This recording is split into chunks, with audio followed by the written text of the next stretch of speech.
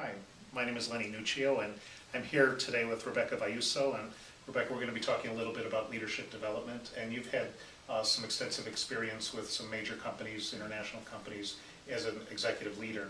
And why should you think leaders could do some type of continuous development or improvement in their career? Well, every time I get up in the morning and look at the news and listen around the world, there are incredible changes that are going on, and every day changes impact all of us, and the leaders especially, because we depend on our leaders to keep us focused and to work and move in the right direction for the company to sustain during these turbulent times. And probably their competitors are taking that additional training and development too to stay ahead of the pack. So. Yes, they are, and I know that the Center for Creative Leadership has done recent studies because the demand of leaders is changing, and so to stay in that development will be critical, so that they themselves take the time to really take a good look at themselves and to know who they are, because every day the employees and the other leaders experience through their behavior where they are. Mm-hmm. And what would you say from your experience, in what areas many leaders tend to? It varies, and varies around the company and the company culture. But overall, as I stand back and think about all those years, often failure are first when they're hired in and everyone is excited about who they are as a person, and there's been no consideration as to the culture that they're moving in. They were a great success in the last culture, but moving into a new culture, often there is no match. And then when they're in there and there's no fit and there's discomfort and no one works on that or focuses on that, then who they are and the skills and experience and abilities that they've brought in, it doesn't work because no one recognizes that, because they're so uncomfortable with the misfit. So that is one of the most huge things. I think another area is leaders have incredible responsibility, and often they, of course, lead people, but besides that they have a responsibility of work themselves. Sure. So that provides a very intense work environment for them, and often they don't communicate as often or completely, so that they can push down awarenesses and knowledges and engage their team, so there's synergy that supports them. Okay, so they may be thinking something, but unless they effectively communicate it, the message doesn't get through and people are doing the wrong work that the leader really was expecting them to do. That's exactly right. Okay. If there's high turnover in an organization, what would you say the cause normally is? High turnover, well, first, there are times you really want high turnover. So let's just say in some situations high turnover can be a good thing. But let's really focus on, and that is when people are not doing their work well, things are slowing down, and you've had to lay people off, and that's all added in as turnover. So there are appropriate times for high turnover.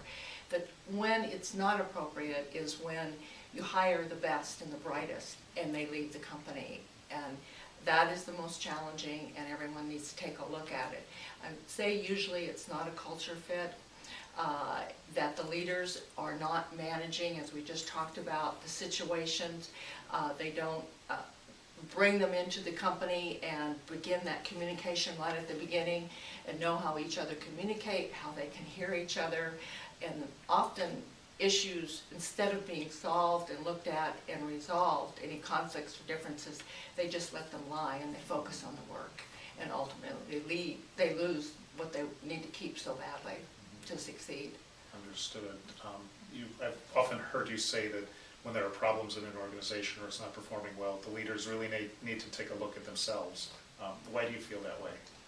Well, for me, it comes back again to alignment, and the leaders' alignment, meaning that when we understand each other and the direction that the company's going and the work that we need to do, and I work down here, let's say in receiving in a company or an administration function, if I don't know what my leadership up here is doing, I could be doing just about anything I want to do.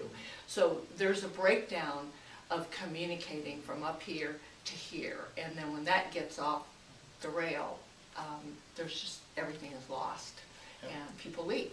And those folks may have been really thinking that they were doing the best thing at the time for their job, and they could really be totally wrong and then even be shocked if they're confronted about problems because they really didn't understand the message. Well, and often leaders don't look at themselves. They look at everything else but themselves, and we all do that as humans.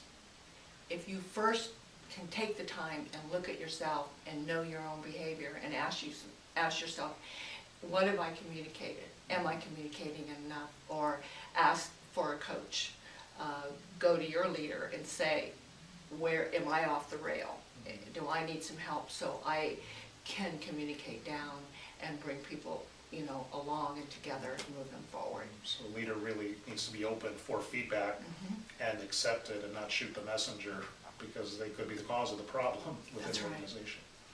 Okay, great. You've mentioned some about how important onboarding is for new employees as well as the organization. If you could explain briefly what is onboarding and then why is it so vitally important? When we hire, we go out and we interview these people and we do all kinds of assessments and background checks, and often then they're to hit the ground running, like wham, we want them to be working very, very rapidly. Onboarding starts as soon as the background checks are done and we have our letter of offer and it's completed. Then we have a program that we do internally in our company that they are given a process to walk through that introduces them to their boss, and within the first 30 to 90 days, they can discuss what their goals are, they can track it, they meet their colleagues, and they may meet anyone that's reporting to them, and they have discussions, list of questions to ask. So during a very short period of time, right at the beginning, they may not know where the restroom is, but they know where their team is and where the business is going, and we have found that that increases productivity at least by 40% of this individual's contribution. So if everyone you hired could do that, just think about what that could mean for our company. And so it's not just a soft, murky type of concept. Really, it sounds like 40% increase. That's a solid financial reward that the companies can have if they do the onboarding process well. Is that correct? That's correct, and it's a system and a process that can be used in other situations. I was a part of a team that introduced it in a large company, and some of the divisions used it strictly for onboarding, and then others pulled it out again if there were problems or challenges and conflicts and differences. So they had a history and they built on that along with their performance management process. So they can always reflect back to a standard that should have been set in the beginning, Yes. and then find out maybe who's not doing what they should be doing. And it's a great way to manage and keep everyone accountable, it sounds like. That's right. Great. And I've been in leadership in different companies, and you get busy and 10, 20 things coming at you at a time. Why should a leader sometimes look outside the organization to bring someone in to help them get an overview of their processes and their leadership style and their effectiveness? So often in a company that is building or growing or meeting the challenging times, everyone is so busy, and again, you get into habits and routines, and you're focused, all your energy is going into that. To bring someone in who has a different set of glasses, doesn't live there, it brings a whole different perception, and they can ask questions and help you focus and really look at really where you are.